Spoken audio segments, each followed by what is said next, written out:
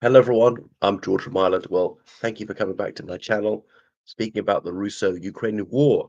Now, President Donald J. Trump, he recently, it's about the 15th of this month, issued his 50-day ultimatum to President Vladimirovich Putin, saying he had to have a ceasefire, not end the war permanently, simply a ceasefire within 50 days, or there'll be, he said, very severe tariffs is about 100%. Now, there's so little trade with Russia that this would have a minimal effect.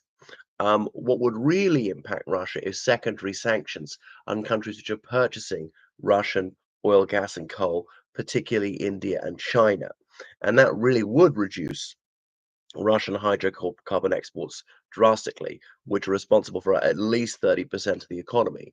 What else do they export? Timber, a little bit of food, some metals, precious, non-precious, and things like that. Almost nothing in terms of financial services, airline services, not very much. Um, so that really would put the frightness on them. So, and even if Trump carries through this threat, unlikely, Russia's got time to prepare for it. And obviously, they've managed to evade some of the sanctions by their dark fleet of ships. And I don't know how they've got away with that because everybody knows about their tankers, which are delivering oil across the world, um, switching off their like geolocation systems and things like that. But people still identify them, and no action is taken. And obviously, sanctioning countries control most of the world's insurance market, and to sail in international waters, ships are required to have insurance. So I'm not sure if they're doing it without insurance. They're getting insurance from other countries which are not sanctioning. And I don't know what the law on this one, the international law to see can these ships be seized at sea if they don't have insurance and so on. And there's obviously a matter of time before there's an accident and a big oil slick and no insurance to pay for it. And who's going to pick up the bill? It's going to be the international community. So it is shameful. And so this is rather feeble of Trump. Yes, he's pathetic. So even he finally did something because he was being made a fool of by Putin. Now, obviously, Trump's got those very major psychological flaws. It's very, very easy to manipulate him. And Putin is a past master at doing this, especially as a trained intelligence officer. So all he needs to do is to lard on the flattery with a trowel and try and say that they went through things together, that they're on the same side, have the same enemies, empathize with him. You and me, we're buddies, we're a team, we're going to do this together. I want to help you. Could you please help me? And so on. And Trump falls for that. And that shows how thick he is. And not just in an academic sense. Someone could not be intelligent in the scholarly sense, but could have street smarts. Oh, Trump, the great businessman. No, he's not. He's gone bankrupt 4 times. He's lost billions and billions of dollars, despite inheriting $250 million in the early 1970s. $250 million then, as I goodness, I don't know how many billions today. Um, He's had every conceivable advantage and managed to screw up just so much. Just his insight is that endless lying is something he can get away with, and he has to this day. Um, so it's very feeble what Trump has been doing. Now, I mean, I do agree that you'd have to give some kind of warning, 5 or 10 days or something, because it's just unrealistic to say you got to do it within 24 hours. Oh yeah, remember how Trump was going to end the war in 24 hours? Well, ha ha ha. Here we are over 6 months later, and it's nowhere near happening. Yet another stupid lie. Anybody could have told him that was totally impracticable. Like he would totally defeated ISIS, or totally defeated, I don't know, the Taliban, things he never ever came anywhere near achieving. Um, so Putin still thinks things are going his way. In terms of recruiting soldiers, almost certainly he's recruiting about 10,000 more per month than they're losing in casualties. So the Russian army is growing, even if only a little. They're making minimal progress. Their summer offensive, we actually hardly even hear about that because they're making so little progress. And I think that the Ukrainians still turn a tiny bit of Kursk.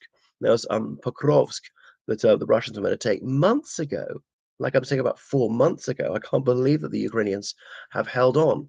Um, Putin is completely inhumane. So a Russian British friend of mine said in Russia, human life has no value whatsoever, even Russian lives, certainly not to Putin, it doesn't. And Putin screwed up in other ways. Police racism and brutality against guest workers, including from so-called brotherly former Soviet countries, has led to a diplomatic rift. So a raid on a place where Azerbaijani people were working in Russia, maybe they were there legally, was so violent, two of the men were killed by the police. Now the Azerbaijanis have not taken well to this, and they cancelled some festival of Russian culture. So, and actually, even Armenia and Azerbaijan look at some sort of reconciliation because they've both fallen out with Russia. Although that might be unwise from Armenia's perspective, because nobody else is going to come to their aid. They've ordered Iran. The Iranians got their hands full trying not to get bombed again by the United States and Israel, thinking there might be a revolution, and they've got very little money to help. Georgia is increasingly cordial with Russia, so they're not going to help the Armenians too much if that would arouse the displeasure of Moscow. Turkey and Azerbaijan are virtually the same nation, so the Azerbaijanis could lull Armenia into full sense of security and then attack, and there'd be nobody to sell them any weapons or anything like that. Um, so it's very weak what he's doing, and so many more civilians are being killed all the time.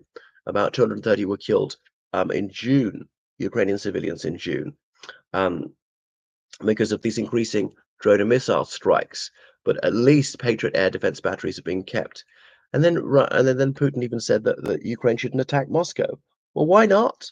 In that Russia attacks Kiev almost every day now.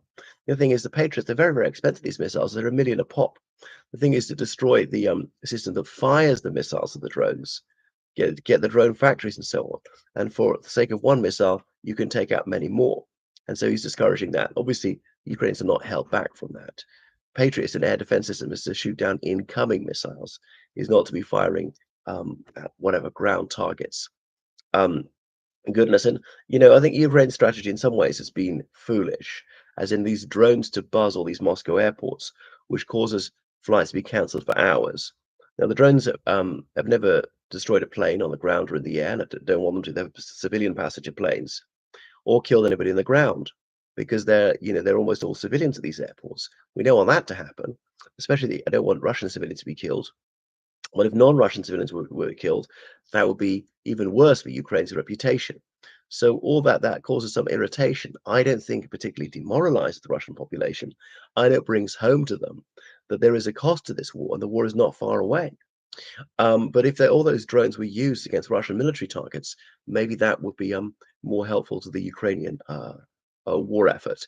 So negotiations ongoing again, but Putin has no intention of doing this. He thinks that time is on his side. Some cracks in the European Union. Obviously, Trump is so erratic; he could cut off military aid again at any point, and intelligence sharing. There's no telling what he's going to do. He could die in office. JD Vance could come in, and he's probably even less sympathetic to Ukraine than Trump is. So goodness is obviously worrying from a Ukrainian perspective, and that's why Putin thinks at some point Ukraine will crack. Is not looking like happening right now. Okay, thanks for watching my channel. Make sure you subscribe on Patreon and PayPal, georgecallan79@gmail.com. Goodbye.